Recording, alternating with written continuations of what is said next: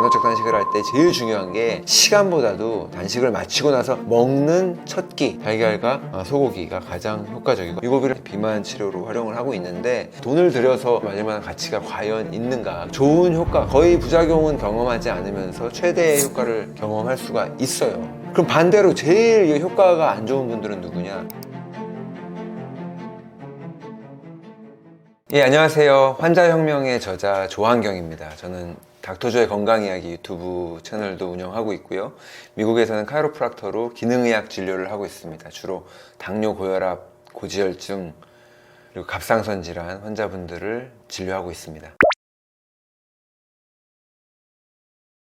사람들이 살이 찌는 결정적인 이유, 많이 먹어서죠. 예전에 비해서 훨씬 많이 비만 인구가 늘어나고 있잖아요. 예전에는 비만은 의학적으로는 유전이라고 했었는데 유전으로는 설명이 안 될 만큼 그 숫자가 비율이 늘어나고 있는 거예요. 근데 그만큼 먹을 게 많아진 거죠. 근데 예전에 비해서 굶는 것보다 낫지 않겠나 싶긴 한데 건강 문제가 좀 심각할 정도로 성인이 되어서 병원에 가는 이유가 뭐예요? 뭐 차 사고 나서 다쳐서 응급실 가는 거 말고는, 아니면 감기 걸려서 가는 거 말고는 가장 많이 병원을 들락날락 하는 이유는 당뇨, 고혈압, 고지혈증 이런 것들이잖아요. 만성질환, 대사질환이라고 하는데, 그리고 거기다 암까지 전부 다 살쪄서 살찌는 것과 연관이 있는, 너무 많이 먹어서 생기는 인슐린 저항성의 원인이거든요. 그래서 결국은 너무 많이 먹는 게 가장 큰 원인이다. 비만을 부르는 안 좋은 식단은 다시 한번 강조드리지만 많이 먹는 거거든요. 근데 이 많이 먹는다는 거의 개념이 그냥 폭식, 누군가는 식사를 많이 하고 누군가는 소식을 하는데 그 차이도 있지만 자주 먹는 것도 있습니다. 그러니까 식사의 빈도, 얼마나 음식을 자주 먹는가 로도 많이 먹는다, 적게 먹는다라고 말을 할 수가 있고요. 그리고 또 그 한 끼를 똑같은 음식을 먹을 때 이 칼로리를 우리가 섭취하고 영양소를 섭취하는 음식에서 나오는 양이, 우리가 주로 말하는 이제 포도당 아니면 단순당의 양이 다르거든요. 그런 것들을 통해서 이제 많이 먹게 되는데 결국은 그냥 많이 먹는 게 아니라 단순당을 많이 먹는 게 가장 큰 문제거든요. 예.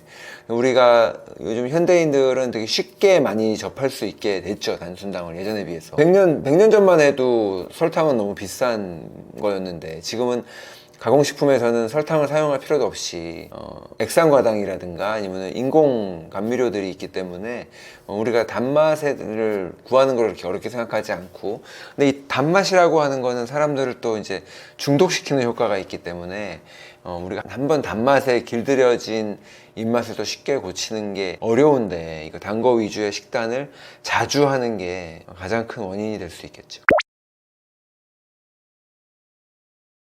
가장 쉽게 살을 뺄 수 있는 방법은, 살을 찐 이유가 많이 먹는 거라고 했으니 가장 쉽게 살 빼면 그만 먹으면 되겠죠. 이제 안 먹으면 되는 건데, 그 안 먹는 것도 이제 기술적으로 안 먹을 수가 있겠죠. 전체적으로 먹는 양을 줄일 수도 있겠고, 근데 그 중에서도 이제 가장 문제를 일으키고 있는 게 단순당이기 때문에 모든 음식을 일률적으로 줄일 필요는 없다고 봐요. 근데 음식을 먹는 비율 중에 현대인들은 70%, 60% 가까이를 탄수화물로 먹고 있거든요. 그 중에서도 단순당이 차지하는 비율이 상당히 높고, 탄수화물을 너무 많이 먹고 있기 때문에 그 비율을 바꾸는 것만으로도 차이를 나타낼 수가 있고요. 그리고 또 이 음식을 이제 적게 먹는다고 얘기했을 때는 아까 말씀드린 것처럼 빈도도 중요하다 그랬잖아요. 그러니까 하루에 우리가 음식을 5번 먹으면은 인슐린 호르몬이 5번 분비되고요. 음식을 한 번 먹으면은 인슐린 호르몬은 한 번만 분비가 됩니다. 그 인슐린 호르몬이 자주 분비가 되면 살이 찌는 거예요. 그렇기 때문에 음식의 식사 빈도를 줄이는, 요즘 그래서 간헐적 단식을 많이 하죠. 저도 환자분들한테 간헐적 단식을 권합니다. 안전하고 누구나 할 수 있고 돈이 들지 않잖아요.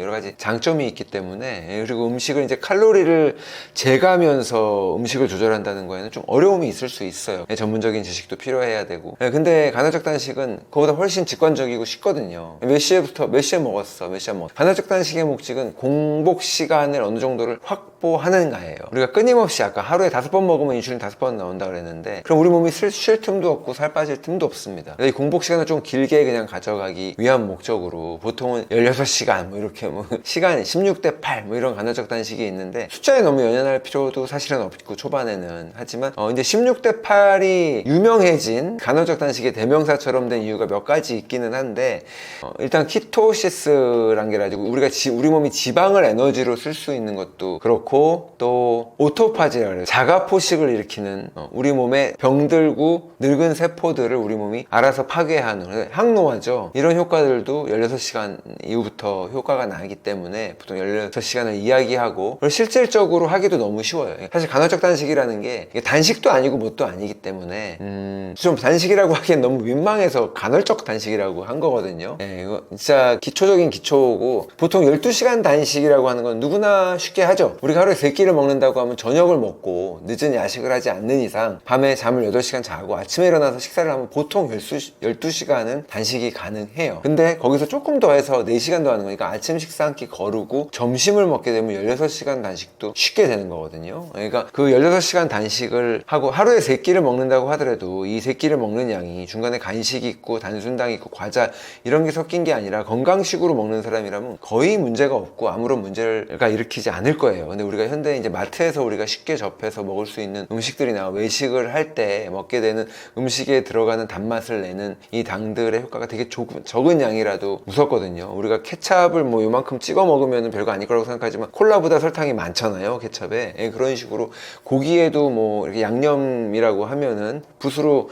고기에 양념 좀 발랐는데 그게 뭐 얼마나 되겠어 라고 하지만 그 당은 어마어마하게 섭취를 할 수 있는 거기 때문에 이런 단순당이나 가공당을 쉽게 섭취하는 식단에서 벗어나서 건강식을 한다면 하루에 3끼고 뭐고 다 좋은데, 그러지 못하다 보니까 그게 쉽지가 않고, 그래서 결국은 대사질환으로 살이 찌고 뭐 당뇨나 고혈압 이런 문제가 생기다 보니까 그런 경우에는 식사를 좀 줄여서 하는 게 좋다, 이런 말씀을 드리는 거죠. 근데 이 간헐적 단식이라고 하는 거는 16시간 정도 단식을 한다고 해도 사람들이 이제 시간에 집착하는 경우가 있어요. 이게 16대 8 이렇게 가르쳐 주니까 그거를 철저하게 이제 스케줄 따라서 지키는데 우리가 익숙하다 보니까 16대 8을 지키고 나서 단식이 끝나고 나서 마라톤을 완주한 것처럼 보상 심리가 생겨가지고 또 폭식을 하거나 아니면 이제 그때 먹고 싶었던 음식을 마구 먹는 경우가 있어요. 당이 막 많은 탕수육을 먹는다든가 탕후루를 먹는다든가 그런 식으로 당을 먹는다 그러면 인슐린을 관리하는 게 오히려 더 어려워서 단식을 안 하느니만 뭐 그런 효과가 날 수도 있죠. 그래서 저는 단식을 이야기할 때, 간헐적 단식을 할 때 제일 중요한 게 시간보다도 단식을 마치고 나서 먹는 첫 끼, 단식 끝낼 때 어떻게 끝낼 것인가, 무엇을 먹을 것인가가 제일 중요하거든요. 이때 제일 중요한 게 단백질입니다. 이게 단백질 근손실도 예방을 하고, 그리고 미토콘드리아도 활성화하고, 그래서 단백질을 제일 우리가 중요시 여기는데, 그래서 단백질을 제일 효율적으로 섭취하면서 동시에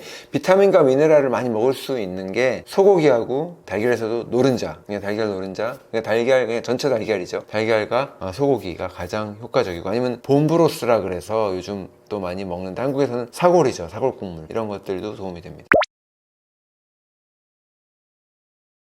그래서 저 같은 경우에 예를 들자면은, 저는 간헐적 단식을 일상적으로 하고 있어요. 그러니까 아침 식사를 거르는 편이에요. 왜냐면 아침에 일찍 일어나는 체질은 아니기 때문에.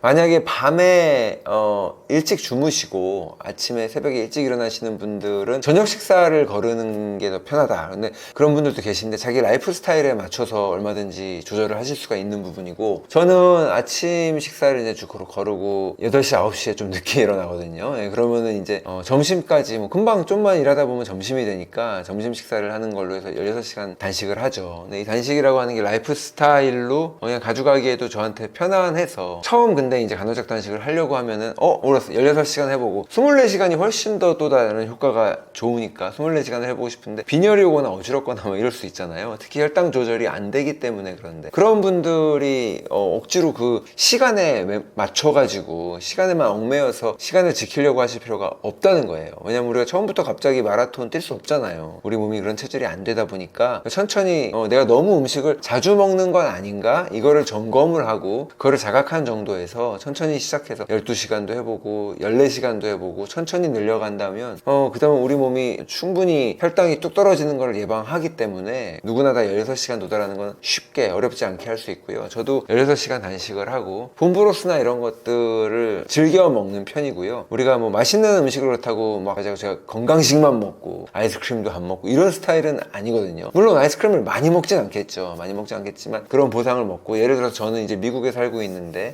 미국에 88 올림픽 끝나고 중학교 때 일찍 이민을 가서 그 당시에는 미국에 떡볶이가 없었어요. 그러니까 지금은 다 있었는데 어렸을 때 한국에서 먹던 떡볶이를 먹다가 미국에 갔는데 못 먹게 됐으니 이게 약간 소울푸드 같은 개념이고 괜히 그게 맛있는 거예요, 저한테는. 근데 요즘 사실 그렇게 맛있지도 않구나 조금 느껴지긴 하는데 그래도 여전히 한국에 나오면 꼭 찾아 먹는 음식이 떡볶이일 정도로 좋아한다고요. 그런 거 먹는다고요. 그러니까 먹는데 못 먹고 뭐 절대 제가 암 환자라 그래가지고 철저한 식단을 지키는 게 아니잖아요. 그러니까 어느 정도 유연성이 있고 특히 간헐적 단식이 그거를 허락하기 때문에, 그리고 제가 지금 당뇨를 고쳐야 한다거나 이런 상황이 아니니까. 만약에 인슐린 저항성으로 인해서 당뇨, 고혈압, 고지혈증이 있다 그러면은 일반적인 라이프 사이클 16대 8 정도의 간헐적 단식을 하면서 적당히 음식도 먹어주고 이렇게 해서는 개선되기는 어렵겠죠. 그런 분들은 조금 더 철저히 해야 될 필요가 있고, 한 번 정도는 24시간 단식도 해야 되는데 저도 24시간 단식을 가끔씩 합니다. 일주일에 한 번, 2주에 한 번 정도는 해요. 근데 24시간 단식을 하면 음식을 완전 굶는 건 아니거든요. 음식을 얼마든지 저녁을 내가 먹고 음식을 저녁 식사를 하고 난 다음에 잠을 자잖아요. 그리고 아침은 원래 안 먹으니까 안 먹고 점심 때 점심을 먹어야지 16시간 단식이 되는 건데, 마침 너무 일이 바빠서 바쁜 날이라서 일을 하면서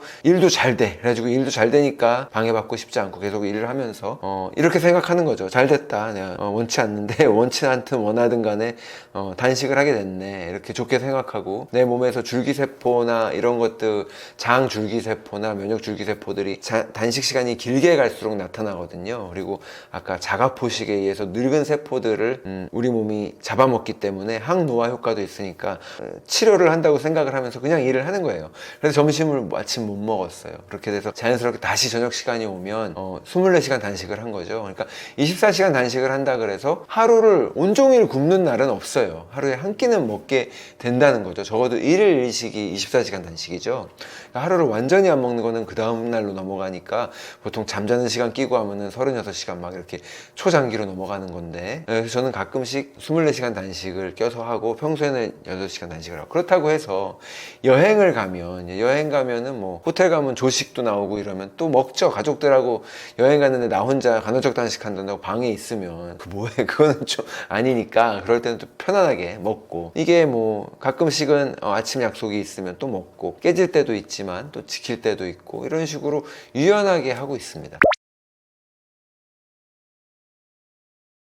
위고비나 삭센다 같은 경우는 각광을 받고 있죠. 원래 비만 치료제라고 하면 안 되고 당뇨 치료제로 개발이 됐는데, 이 사람들은 당뇨보다 미용이 더 중요하니까 비만 치료로 활용을 하고 있는데 그걸로 떴고, 근데 가장 큰 문제점이라고 할 수 있는 거는 위장의 속도를 느리게 만드는 거죠. 운동도를. 그래가지고 결국 소화가 안 되는 거거든요. 예를 들어서 위암 환자가 위를 완전히 절제하고 났더니 이 사람이 당뇨도 있었는데 비만이었는데 체중이 뭐 거의 100파운드가 빠지고 당뇨병이 사라지는 이런 경우도 있었거든요. 결국은 그래서 위 밴드를 통해서 똑같이 수술적인 요법으로 위를, 아니면 위를 부분 삭제, 옛날 그런 수술들이 있었잖아요. 예. 한국의 유명한 연예인도 그 수술을 받다가 부작용으로 돌아가시고 이럴 정도로 그런 수술이 있었는데, 지금 위고비도 이제 약물을 통해서 비슷한 효과를 나타내는 거거든요. 그러니까 똑같이 위의 활동을 억제하고 이제 거기에 또 식욕을 억제하는, 뇌에도 작용해서 식욕을 억제하는 작용을 좀 해주는 것 뿐인데, 제가 드리고 싶은 말씀은 굳이 그냥 안 먹으면 되지.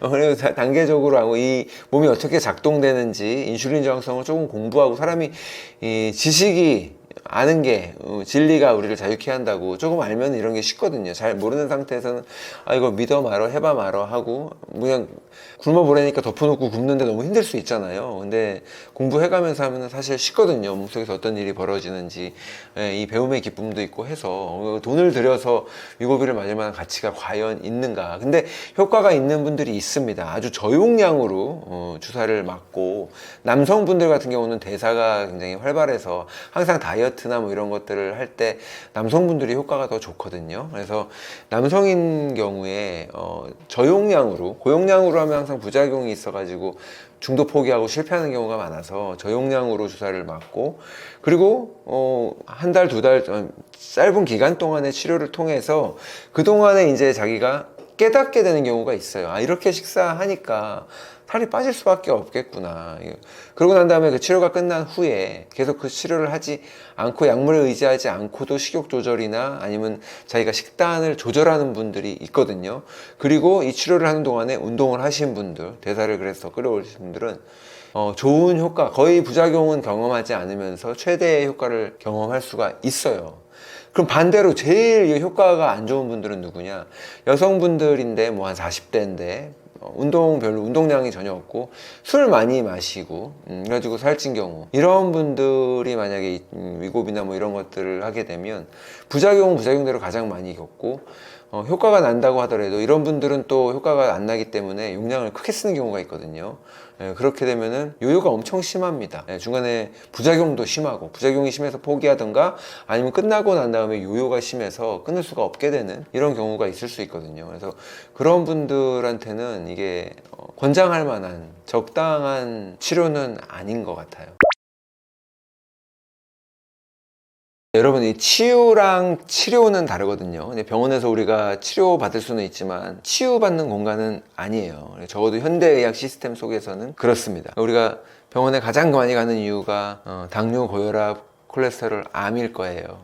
다 전부 다 대사질환이고 다 인슐린 저항성과 밀접한 연관이 있습니다. 하지만 이제 병원의 치료라고 하는 거는 한계가 있어요. 병원에서 해줄 수 있는 한계가 명확하게 있는데 일단은 제약회사에서 나온 약물로 치료를 해야 되고요. 규정이에요. 안 그런 치료 못 보셨잖아요. 그걸로 치료를 해야 돼요. 이게 좋다 나쁘다가 아니라 그리고 그 약물을 통해서 증상을 완화시키거나 없애주거나 편안하게 해주는, 원래 통증을 편안하게 해주는 게 목적인데 지금 대사질환들은 통증이 있는 게 아니잖아요. 나중에 합병증이 무서우니까 그걸 관리해 준다는 거예요. 그래서 혈당이 높으면 당을 관리해주고 혈압이 높으면 혈압을 내려주고 콜레스테롤이 높으면 콜레스테롤을 내려주고 그런 식으로 이제 증상만, 암이 있으면 그 혹이 원인이라고 생각하니까 혹을 떼내고 그런 식의 치료를 해주는 건데 거기까지밖에 못 해줘요. 거기까지만 해주는 것도 감사하죠. 하지만 거기서 멈추시면 안 됩니다. 그 이상으로, 왜냐면 이거는 치료의 목적이 나는 그게 좋아, 마음에 와닿았어, 왠지 이렇게 관리만, 약물로 관리만 하고 내가 지금껏 신경 쓰지 않은 것처럼 계속 신경 쓰지 않았으면 좋겠어, 나 너무 바쁘거든